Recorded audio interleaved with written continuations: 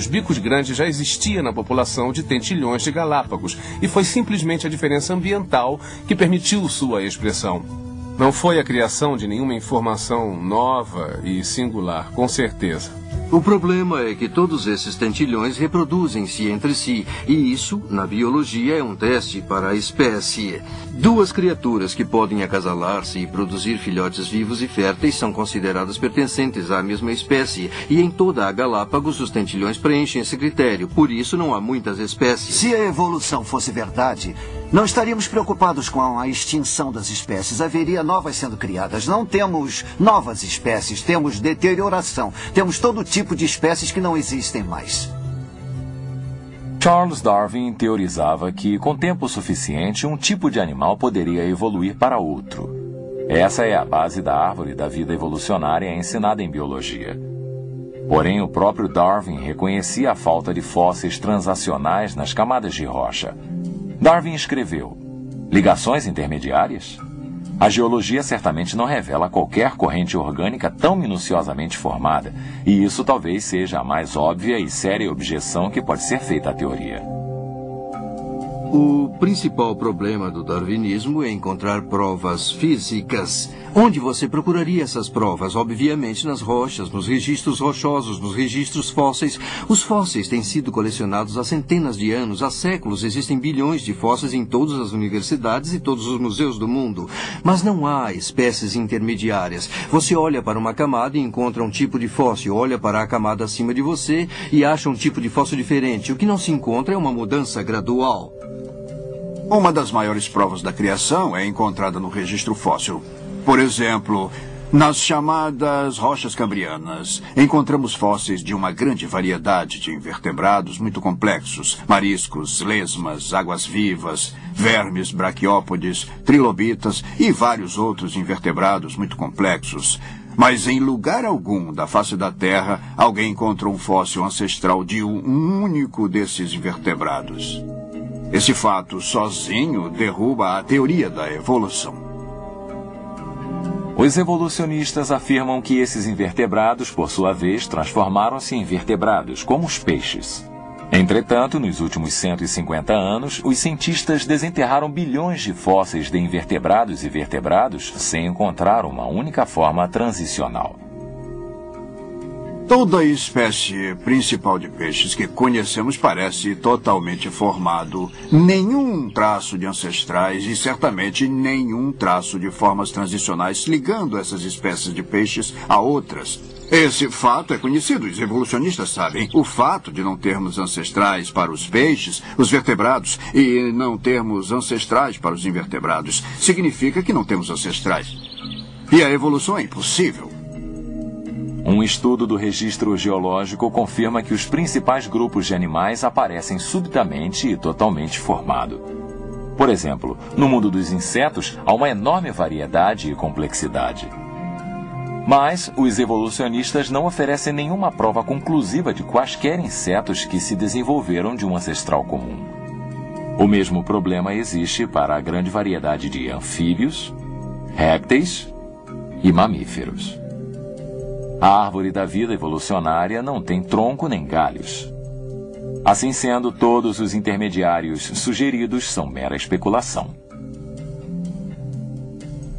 Às vezes, os darwinistas apresentam exemplos do que dizem ser transições. Por exemplo, suponho que o exemplo mais conhecido é o Archaeopteryx, que parece ser metade dinossauro e metade pássaro. O problema é que quando você analisa os dinossauros que poderiam ter se desenvolvido da sua descoberta, nenhum deles tinha um osso da clavícula. E os pássaros têm um osso peitoral emborcado sustentando os músculos peitorais, o que permite que batam as asas. Foi afirmado no passado que o Archaeopteryx nada mais era do que um réptil emplumado. Bem, eu jamais vi um réptil cheio de penas, no qual você dá um chute e ele sai voando. Não. O Archaeopteryx voava, tinha asas, não era um réptil emplumado. Aliás, eu tenho um artigo publicado em março de 96 no Journal Vertebrate Paleontology. O autor diz o seguinte: as características aviculares do crânio demonstram que o Archaeopteryx é uma ave E não um arqueossauro emplumado não avicular. O elo perdido mais importante, naturalmente, é aquele que falta entre o ancestral similar ao macaco e o homem. Esse é o elo perdido no qual a maioria está interessada, é o que achamos. Se você der ouvido aos darwinistas, vai pensar que achamos montes deles. Na verdade, a prova não existe mesmo. Todos os fósseis encontrados foram classificados e reclassificados como homem ou macaco, e até agora o elo perdido continua perdido. Eu venho investigando o chamado elo perdido entre o homem e o macaco há muitos anos. E descobri que cada um deles simplesmente não é nenhum elo. Por exemplo, Australopithecus, o esqueleto de Luti. Ele realmente consiste somente em 40% de esqueleto de um macaco não muito grande. E não há prova alguma de que andasse ereto em nenhum dos ossos desse esqueleto que encontraram. O interessante é que Lucy é mostrada como sendo distintamente humana. Ela tem postura ereta, tem mãos humanas, pés humanos. Não tenho certeza onde exatamente os restauradores conseguiram essa informação, porque se examinarem o documento de Randall e Sussman, descrevendo a espécie a qual Lucy pertence, eles dizem que ela tinha mãos e pés longos e encurvados, ainda mais longos e encurvados que os de um chimpanzé. Vários anatomistas eminentes chegaram à conclusão de que o Australopithecus, o gênero ao qual Lucy pertence, era simplesmente um macaco extinto e nada tinha a ver com os humanos. Se analisarmos os chamados elos perdidos, encontraremos um rastro de fraudes, decepções e especulações. Por exemplo, o homem de Nebraska foi reconstruído com toda a família a partir de um ente de porco. O homem de Piltdown é agora mundialmente conhecido como uma fraude deliberada, consistindo de um maxilar de macaco e um crânio humano adulterados para parecerem velhos. Os de Neandertal eram pessoas comuns, algumas sofrendo de artrite, raquitismo ou sífilis.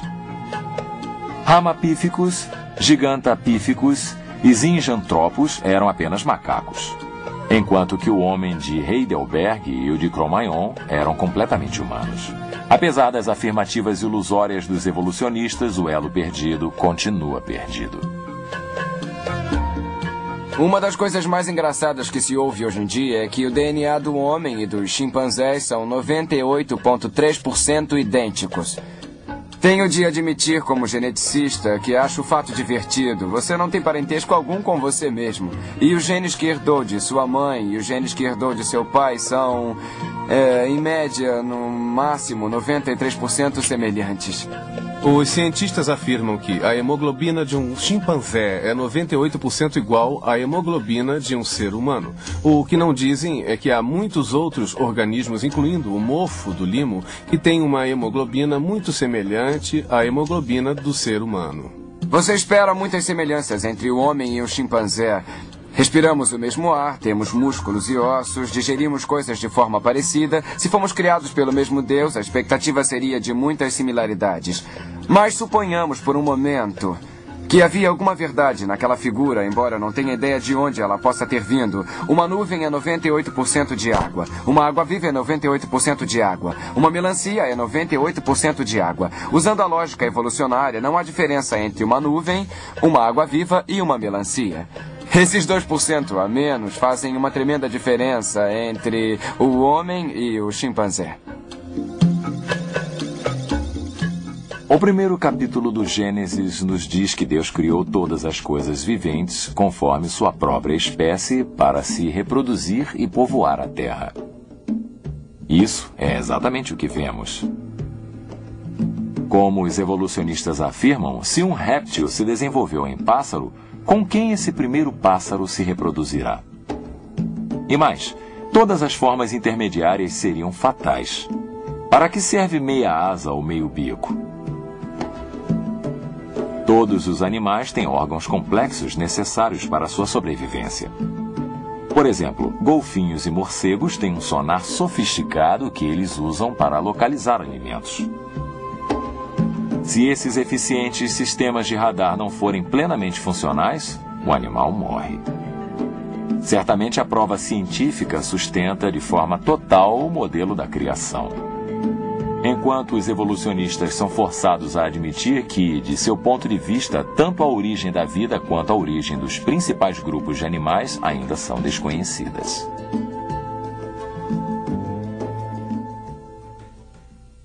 A complexa estrutura do nosso corpo talvez não tenha se originado da evolução. Talvez tenha...